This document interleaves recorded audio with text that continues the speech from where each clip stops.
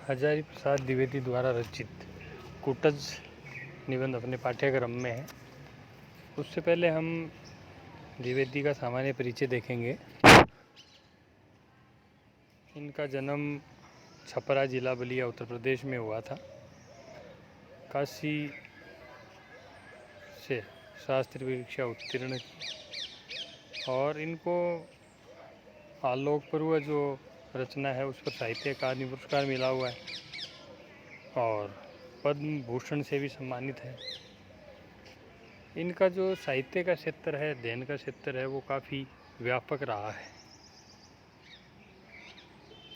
संस्कृत है, प्राकृत, अपभ्रंश, बांग्ला आदि भाषाओं में इतिहास, दर्शन, धर्म आदि पर इन्होंने लिखा है।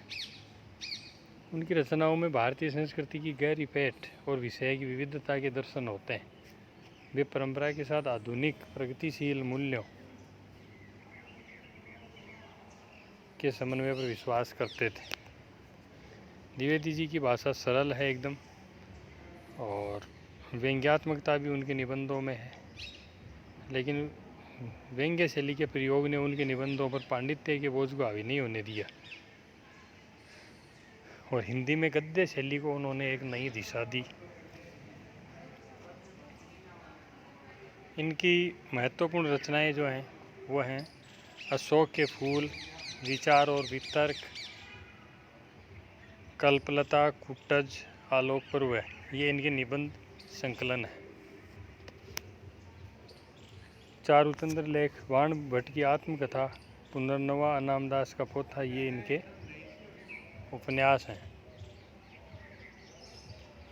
सूर साहित्य, कबीर, हिंदी साहित्य की भूमिका, कालिदास की लालित्य योजना आलोचनात्मक ग्रंथ हैं।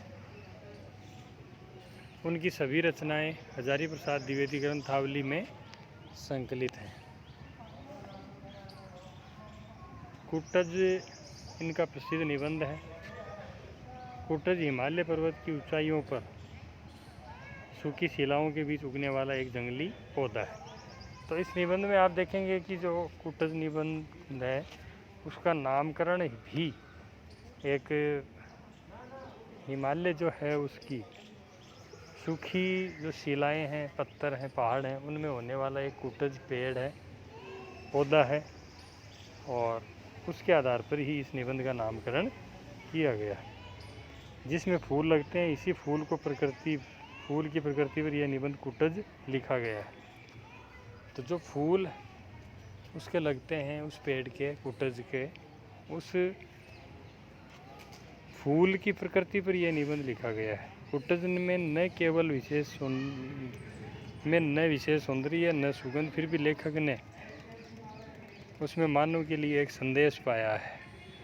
कूटज जो है उसमें कोई सुगंध वगैरह नहीं है, लेकिन उसमें एक विशेष संदेश है। कूटज में अपराजेय जीवन शक्ति है, अर्थात कभी भी पराजित नहीं होने वाली शक्ति। स्वावलंबन है, आत्मविश्वास है और विषम परिस्थितियों में भी शान के साथ जीने की क्षमता है।